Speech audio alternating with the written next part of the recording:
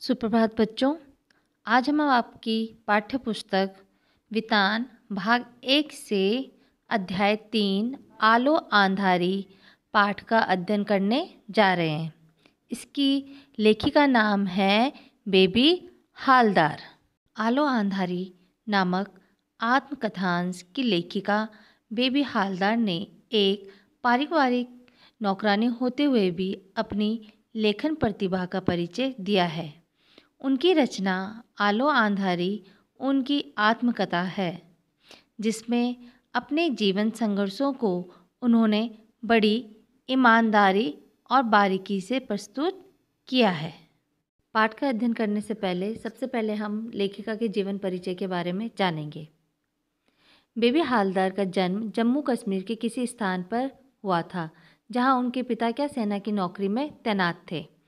मात्र 13 वर्ष की आयु में ही उनका विवाह उनसे दुगनी उम्र के व्यक्ति से हो गया था। तो विवाह के कारण उन्हें क्या करनी पड़ी, अपनी पढ़ाई बीच में ही छोड़नी पड़ी और उस समय वह कक्षा 7 में पढ़ती थी। 12-13 वर्षों के बाद पति की जातियों से परेशान होकर वह अपने 3 बच्चों सहित पति का घर छोड़कर दुर्गापुर से फरीदाबाद आ गई। कुछ समय बाद वह गुड़गांव चली आई। बांग्लादेश में लिखी एक हिंदी में अनुदित आलो आंधारी एक मात्र पुस्तक है और इस पुस्तक की रोचक बात यह है कि आलो आंधारी सबसे पहले बांग्ला भाषा में लिखी गई थी। बांग्ला भाषा का मूल संस्करण बाद में आया और इससे पहले हिंदी का संस्करण बाजार में आ गया था और इस पुस्तक का हिंदी अनुवाद प्रबोध कुमार जी ने किया है और ये बहुत लोकप्रिय भी हुआ है। लेखिका अपने पति से अलग अपने 3 छोटे बच्चों के साथ एक किराए के मकान में रहती थी। बच्चों का पालन पोषण उसकी मुख्य चिंता थी कि बच्चों को कैसे पालूंगी पोसूंगी, उन्हें क्या खिलाऊंगी, उन्हें कैसे पढ़ाऊंगी। तो उसकी मुख्य चिंता क्या थी कि बच्चों को मैं किस प्रकार उनका पोषण करूंगी। धन के लिए उसे नौकरी की तलाश थी। जब तब वह काम की तलाश में इधर उधर घूमा करती थी और हर किसी से कहती थी कि मेरे लिए क्या करना, काम ढूंढना। बच्चों के साथ उस घर में अकेले रहते देख आसपास के सभी लोग उससे पूछते, तुम यहाँ अकेले क्यों रहती हो, तुम्हारा पति कहाँ रहता है, तुम कितने दिनों से यहाँ हो, तुम्हारा पति कब आएगा, क्या तुम यहाँ अकेली रह सकोगी, तुम्हारा पति यहाँ आता क्यों नहीं है ना। इस तरह की आस पड़ोस की सभी औरतें उससे पूछा करती थी। हर शाम को आसपास की औरतें उससे पूछे बिना नहीं रहती थी कि क्या आज के दिन कैसा रहा और तुम्हें काम मिला कि नहीं मिला।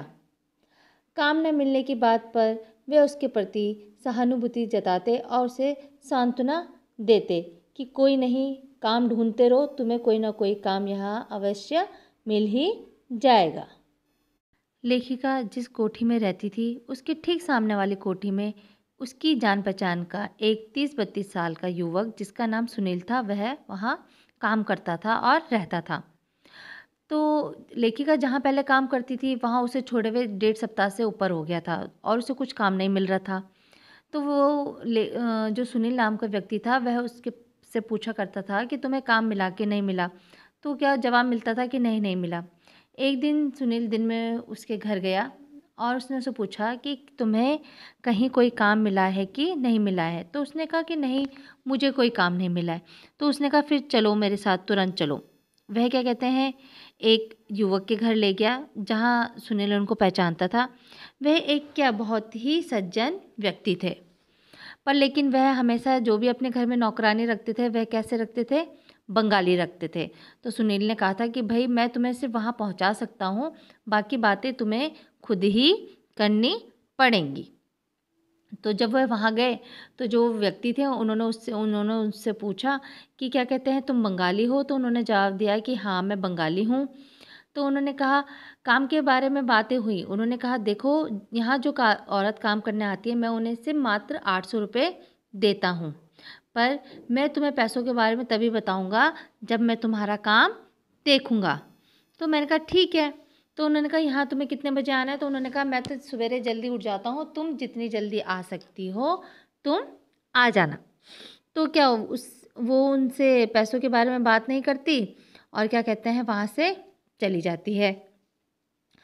उसके काम थे घर की साफ सफाई करना और खाना बनाना। लेखिका से पहले वहाँ एक औरत काम करती थी, ठीक है, जिसे क्या वहाँ से हटा दिया गया था। और वह भी कैसी थी? बंगाली औरत थी और एक विधवा औरत थी। तो जब वह अपने घर काम करके चली जाती तो लेखिका जब रोज़ सवेरे आती और वहाँ अपना काम कुम करके चली जाती तो क्या वह घर जाके अपने बच्चों को नहलाती धुलाती थी, खाना खिलाती थी। उसके बच्चे क्या हो रहे थे? बड़े हो रहे थे और उसको धीरे धीरे उनकी क्या परवरिश की चिंता होती रहती थी कि इतने पैसों में कब तक चलेगा और कैसे चलेगा। जब मकान मालिक ने उसे घर का सारा काम समझा दिया कि तुम्हें कब करना है, क्या करना है, तो तुम ये अच्छी तरह से सीख लो। तो क्या कहते हैं, एक दिन साहब ने पूछा कि तुम इतना सारा काम इतने कम समय में कैसे कर लेती हो? तो लेखिका ने बोला कि मैं बचपन से ही कर लेती हूँ क्योंकि मेरी माँ बचपन में ही गुजर गई थी। तो बाबा कभी घर पर नहीं होते थे, इस कारण मेरा पढ़ना लिखना छूट गया और क्या कहते हैं मैं घर के कामकाज करने लगी। तो वो रोज़ सवेरे वहाँ आती और अपना पूरा दिन तक का सारा काम ख़त्म करके चली जाती। कभी कभी साहब उनके क्या बीच बीच में उसके बारे में पूछ लेते कि तुम कहाँ तक पढ़ी हो, कैसी पढ़ी हो, है ना। तो कहती है हाँ मेरी पढ़ने की चेष्टा तो है पर मैं क्या करूँ, पर बच्चों को मुझे पढ़ाना है। तो उन व्यक्ति ने बोला कि तुम अपने जो बच्चे हैं उन्हें क्या यहाँ ला सकती हो, यहीं पे एक बगल में छोटा सा स्कूल है, मैं उन बच्चों का वहाँ एडमिशन कर दूँगा। जब तुम सुबह लाओ तो उन्हें स्कूल छोड़ देना और जब तुम यहाँ से काम करके घर जाओ तो क्या उन्हें वहाँ से ले जा देना। तो इस तरह से बेबी के बच्चे स्कूल जाने लगे। मकान का किराया अधिक लगने के कारण लेखिका ने दूसरा घर ढूंढ लिया। इस घर का किराया उस घर से ज़रूर कम था पर लेकिन यहाँ क्या थी, असुविधाएं अधिक थी। घर में सुविधा ना होने के कारण शौच के लिए बाहर जाना पड़ता था। आस पड़ोस और वातावरण नया होने के कारण भी वहाँ के लोग सबके साथ क्या अच्छा व्यवहार नहीं करते थे। इससे भी अधिक दुखदाई बात यह थी कि बच्चों के साथ अकेली महिला को रहते देख लोग अनाप शनाप बातें करते रहते थे। अब लेखिका को हर समय अपने बच्चों के पालन पोषण की चिंता सताती रहती थी। वह अपने बढ़ते घर खर्च को देखते हुए एक और काम की तलाश में थी। वह मकान मालिक से भी यही कहती कि अगर आपको कहीं पे कोई काम मिले तो मुझे ज़रूर बताएं, ठीक है, जिससे कि वह उसका निर्वाह ठीक प्रकार से हो सके और वह अपने बच्चों को पढ़ाई, घर के किराए और लोगों की बातों को लेकर भी चिंता सताती रहती थी। तो इसलिए वह चाहती थी कि उसे एक दो घर और मिले जहाँ क्या वह बच्चों की पढ़ाई के लिए काम कर सके। जो लेखिका के मकान मालिक थे वह क्या एक बड़े ही सज्जन व्यक्ति थे। वह सुबह सुबह क्या जल्दी उठ जाते थे, तो जब भी लेखिका वहाँ जाती थी तो वह कभी उनको जाले झाड़ते हुए देखती थी, कभी क्या झाड़ू लगाते हुए देखती थी। तो वह कहती थी कि आपको ये सब करने की क्या ज़रूरत है ना। तो कुछ ना कुछ बहाना बना के उसकी बात को क्या टाल देते थे। तो उसे वो कहते थे कि मुझे ये काम करने में क्या मिलता है, सुख मिलता है, ठीक है। तो मुझे सवेरे देखते ही साहब का चेहरा क्या होता था, खिल उठता था, लेकिन वे क्या कुछ बोलते नहीं थे, ठीक है। उन्होंने एक दिन लेखिका से पूछा कि अच्छा बच्चों, जब तुम यहाँ से काम कर लेती हो तो इसके बाद तुम क्या करती हो? तो उसने कहा मैं यहाँ से जाते ही बच्चों के लिए खाना बनाती हूँ। जब तक मैं खाना बना रही होती हूँ उनको साथ ही साथ नहला देती हूँ, फिर उनको क्या खिला के थोड़ी देर सुलाती हूँ। फिर शाम को हम घूमने जाते हैं, फिर घूमने के बाद पूजा पाठ करके फिर से मैं उनके लिए खाना बनाती हूँ, तब तो वो किताब पढ़ते हैं। फिर उनको खिला पिला के सुला के और सुबह जल्दी उठ के मैं यहाँ आने के लिए क्या होती हूँ, तैयार होती हूँ। तो मेरा सारा दिन ऐसे ही बीत जाता है। तो उन्होंने कहा जब तुम्हारा सारा दिन ऐसे ही बीत जाता है तो तुम दूसरी जगह कैसे काम करोगी? तो उसने कहा मुझे इसी समय में से अपने लिए दूसरी जगह का समय निकालना पड़ेगा। तो वो मन ही मन में सोचने लगे कि मुझे क्या कहते हैं बेबी की क्या कुछ मदद करनी चाहिए। उसने कहा अगर मैं तुम्हारी कुछ मदद करूं तो क्या तुम कहीं और काम नहीं करोगी? तो बेबी क्या चुपचाप रहती है और मन ही मन में सोचने लगती है कि मेरा कितना ख्याल रखते हैं और मुझे कितना चाहते हैं, पर लेकिन उन्हें दोबारा वह प्रश्न उससे नहीं किया। ठीक है। उसके बाद बच्चों, लेखिका के मकान मालिक क्या करते थे, उसका पूरा ध्यान रखते थे। ठीक है। और वह उनसे पूछा करते थे कि तुम क्या क्या काम करती हो, तो उन्हें बड़ा आश्चर्य होता था कि वह इतने सारे काम क्या कैसे कर लेती है। तो जो वह व्यक्ति थे उन्होंने एक दिन लेखिका को कहा कि देखो बेबी, मैं क्या तुम्हारे पिता समान, भाई समान, माँ, बंधु, इन सब के समान हो। तुम मुझसे क्या कुछ भी कह सकती हो। ठीक है। इसका मतलब ये मत सोचना कि तुम्हारा क्या यहाँ कोई नहीं है।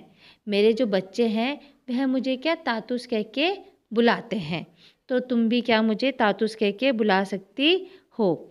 तो उसे क्या हुआ, बहुत आश्चर्य हुआ। तो उसने कहा कि ठीक है, मैं आपको तातुस कह के बुलाऊंगी। तो जब भी वो उनको तातुस कह के बुलाती थी तो उन्हें क्या बहुत ही अच्छा लगता था। तो उन्होंने कहा कि तुम क्या मेरी क्या बेटी के समान हो, क्योंकि उनके क्या 3 ही बेटे थे और वे भी लेखिका को बेबी कहकर उसी के नाम से पुकारते थे। वह उससे कहते थे कि वह उनकी बेटी के ही समान है। तातुस और उनके परिवार के सारे लोग लेखिका का बड़ा ध्यान रखते थे और लेखिका भी उनका काम बड़ी लगन और ईमानदारी से करती थी। वह वहाँ बिल्कुल साफ सफाई, ढंग से खाना बनाना, ये सब करती थी। एक दिन तातुस ने बेबी से पूछा, क्या तुमने मकान बदल दिया है? तो बेबी ने बोला हाँ कि मैंने मकान बदल दिया है। तो उन्होंने कहा तुमने मुझे बताया क्यों नहीं कि तुमने मकान बदल दिया है? तो बेबी मन ही मन में सोचने लगी कि तातुस को कैसे पता चला कि मैंने क्या मकान बदल दिया है। तो जिससे पहले वो उनसे प्रश्न करती तो उन्होंने पहले बोल दिया कि आज सवेरे मैं दूध लेने गया था, वहाँ मुझे सुनील मिला था। तो सुनील ने मुझसे पूछा कि क्या बेबी ने आपके यहाँ से काम छोड़ दिया है? तो मैंने बोला ये ऐसा क्यों पूछ रहा है? तो क्योंकि उसने कहा कि जहाँ वो पहले रहती थी वहाँ से उसने अपना कमरा बदल दिया है। बेबी की पुस्तकों के प्रति रुचि थी। वह घर की साफ सफाई के लिए समय लेखिका प्राय पुस्तकों की अलमारियाँ देखकर हैरान हो जाती। वह सोचती थी कि आखिर इतनी सारी पुस्तकों को कौन पढ़ता होगा। पुस्तकों के प्रति उसकी रुचि और जिज्ञासा को पहचान कर तातुस ने उसे एक दिन एक पुस्तक पढ़ने के लिए दे दी। तातुस ने जब उससे लेखकों के बारे में पूछा तो उसने कई बांग्ला लेखकों के नाम बता दिए। तातुस द्वारा लेखिका को लिखने के लिए प्रेरित करना। एक दिन तातुस उसे कॉपी और पेन देकर कहते हैं कि उसे कुछ समय निकालकर कुछ ना कुछ ज़रूर लिखना चाहिए। परंतु लेखिका के लिए समय निकालना क्या बहुत ही बड़ी मुश्किल बात थी, क्योंकि सुबह से लेकर शाम तक काम करती थी, फिर अपने बच्चों की देख रेख करती थी, तो उसको क्या थोड़ा समय निकालना क्या हो जाता था, मुश्किल हो जाता था। फिर भी तातुस के बार बार कहने पर लेखिका ने प्रतिदिन कुछ ना कुछ लिखना आरंभ कर दिया। उसने क्या लिखने की शुरुआत कर दी। पढ़ने लिखने की यह रुचि धीरे धीरे लेखिका की आदत बन गई, जिससे क्या उसे लिखने में आनंद आने लगा। लेखिका अपने बच्चों के साथ बिना पति के साथ संग के अकेले ही रहती थी। ठीक है। वह अपना अकेले ही जीवन यापन कर रही थी अपने बच्चों के साथ। यहाँ लोगों को सहन नहीं हो पा रहा था कि ये मतलब यहाँ अकेले रह रही है। ठीक है। कभी कभी उसकी मकान मालकिन भी उसे परेशान करने आ जाती थी कि इतनी देर कहाँ हुई, तुम क्या कर रही थी। ठीक है।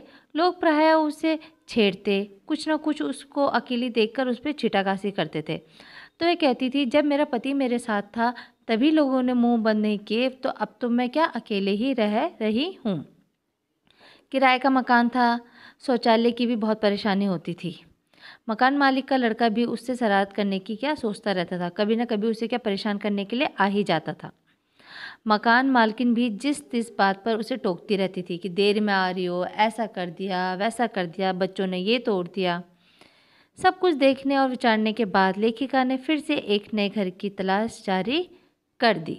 एक दिन जब लेखिका काम से घर लौटी तो उसने देखा कि उसका मकान टूटा हुआ है और उसका सारा सामान घर से बाहर फेंका हुआ है। उसके बच्चे क्या रोते रोते उसके पास आ गए। लेखिका यह नज़ारा देखकर रो पड़ी और उसके बच्चे भी क्या रोने लगे। वह सोचने लगी कि इतनी जल्दी वह दूसरा मकान कैसे ढूंढेगी। उस और सिर्फ उसी का घर नहीं टूटा था और लोगों का भी घर टूट रखा था। दूसरे घरों के लोग अपना सामान इकट्ठा कर नया घर तलाश करने चले गए, क्योंकि क्या उस किसी के साथ उनका पति, भाई, बेटा सब थे। पर लेकिन उसके क्या बच्चे छोटे थे, तो वह क्या अकेले क्या सामान इकट्ठा नहीं कर पाई। लेखिका अपने बच्चों के साथ सारी रात खुले आसमान के नीचे अकेली बैठी रही। वह बार बार यह सोचती रही कि उसके साथ कोई मर्द नहीं है। अगर कोई उसके साथ होता तो उसका सामान भी इकट्ठा करता, सजो के रखता, ठीक है ना, उसकी मदद करता। वह दुख में घिरी सोचती रही कि उसके दो दो भाई नज़दीक होते हुए भी उसके पास नहीं आए। उसके भाइयों को तो पता ही चला होगा कि वहाँ उसका जहाँ वह रहती थी वहाँ टूट चुका है उसका घर, तो हमें अपनी बहन के पास जाना चाहिए। परंतु उनमें से कोई भी उसे देखने या हाल जानने के लिए वहाँ नहीं आया। अगले दिन लेखिका बेबी वहाँ तातुस के घर काम करने आई, तो उसकी हालत देख के तातुस ने कहा कि तुम अजीब सी लग रही है। तो बेबी ने बोला नहीं मैं ठीक हूँ। तो उन्होंने कहा तुम रोज़ आती हो पर तुम्हारी हालत ऐसी नहीं रहती है।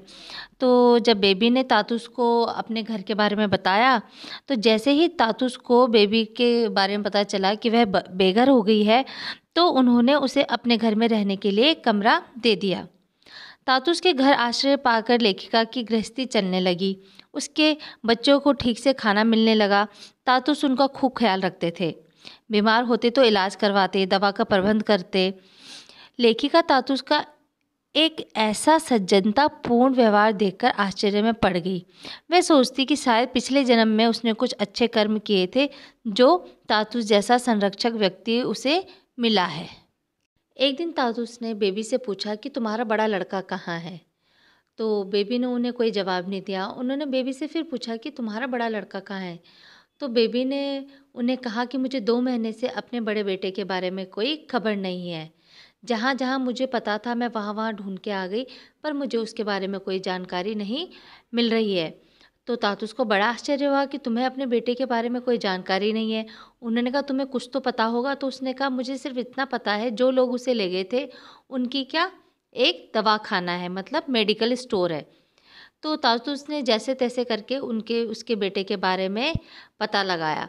तो क्या कहते हैं, वह बेटा उनके घर में क्या करता था, काम करता था। तो बेबी के मन में क्या हुई, अपने बच्चे के लिए क्या ममता जगी। उसने कहा मेरा छोटा सा बेटा और क्या कर रहा है, किसी के घर में काम कर रहा है।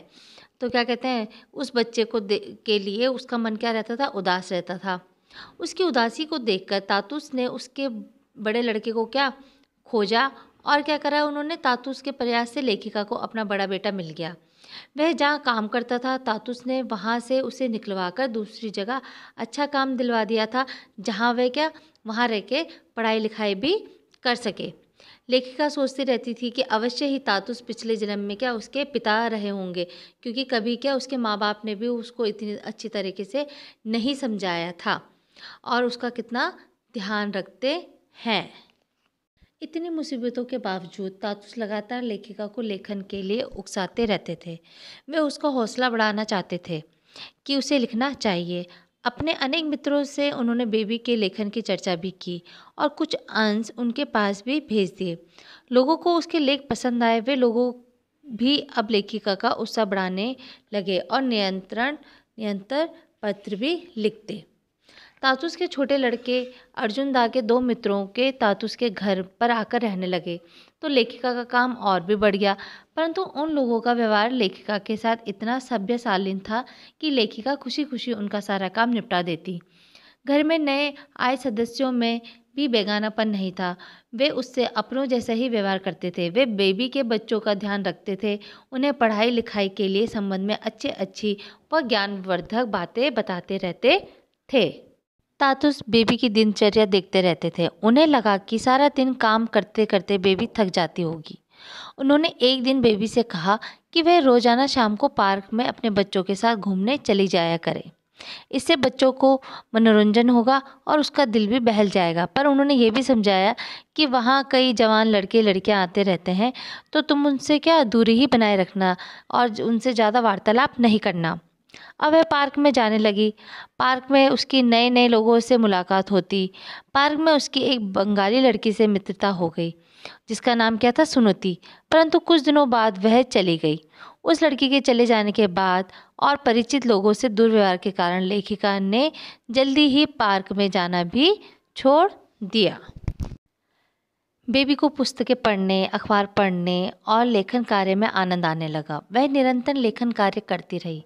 तातुस के बहुत समझाने और जोर देने पर उसने अपने जीवन की घटनाओं को कागज़ पर उतारना शुरू कर दिया, मतलब उसने लिखना शुरू कर दिया।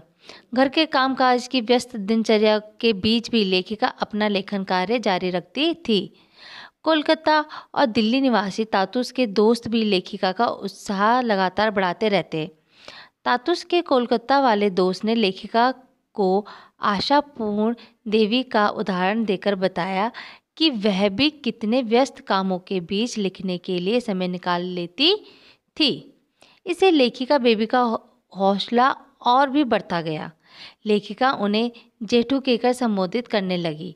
कोलकाता की एक अध्यापिका शर्मिला भी लेखिका बेबी के लेखन की प्रशंसा करके उसे प्रेरित करती रहती कि तुम्हें लिखने का कार्य करना चाहिए। एक दिन अचानक ही लेखिका के पिता उससे मिलना पहुंचे।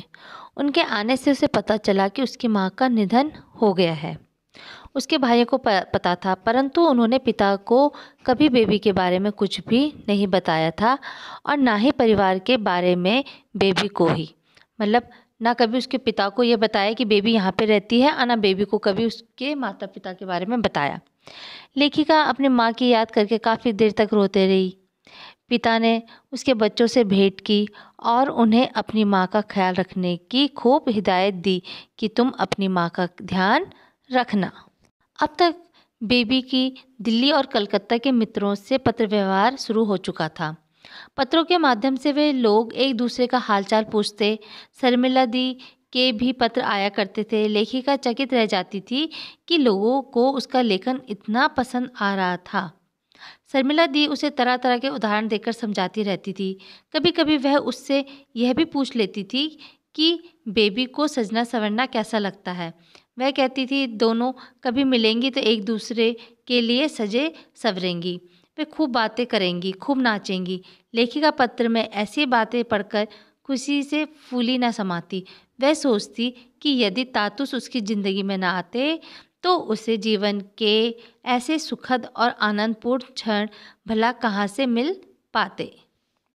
लेखिका अनुभव करती थी कि तातुस के घर जाकर उसे जैसे एक स्थिरता और शांति मिली थी। उसके जीवन ने जैसे एक दिशा प्राप्त कर ली थी। तातुस की छत्र छाया और दिशा निर्देश में वह एक लेखिका बन गई थी। उसका बड़ा लड़का कहीं काम पर लग गया था। छोटा बेटा और बेटी विद्यालय में पढ़ रहे थे। अब लेखिका को यह अनुभव हुआ कि अपनों से बिछड़कर भी जीवन जिया जा सकता है और सार्थक जीवन जिया जा सकता है। तातुस के साथ वह अब काफ़ी सहज हो गई थी, बल्कि इतना खुल गई थी कि अब उन्हें हर समय तंग करती रहती थी कि इस शब्द का अर्थ बताओ, उस शब्द का अर्थ बताओ। बेबी और बच्चों के घर पर रहने से तातुस के जीवन की भी एक रास्ता और एकाकीपन खत्म हो गया था। उन्हें भी बेबी और उसके बच्चों के साथ संग अच्छा लगता था। कभी कभी तातुस बेबी की अत्यधिक जिज्ञासा से परेशान हो जाते थे। तब वह उससे कहते थे, जाओ बच्चों को तैयार करो, काम धाम करो। वो इस तरह से उसे कहते रहते थे। अनवरत लेखक से लेखिका के जीवन में अंततः वह सुखद दिन आ गया जब उसकी लेखन कला को पत्रिका में जगह मिल गई। लेखिका को जब पत्रिका मिली तो उसमें उसकी रचना छपी हुई थी। उसका शीर्षक था आलो आंधारी, बेबी हालदार। लेखिका की प्रसन्नता का कोई ठिकाना नहीं था। वह अपने सारे कामकाज छोड़कर सबको रचना दिखाती फिरी। तातुस के प्रति उसका मन कृतज्ञता से भरा हुआ था। पत्रिका में अपनी रचना देखते ही वह तातुस के पैर छूने गई और उनका आशीर्वाद प्राप्त किया। आशा करती हूँ कि यह वीडियो आपको अवश्य ही समझ में आई होगी। बच्चों, आप इस वीडियो को कम से कम 2 या 3 बार सुने व समझें। धन्यवाद।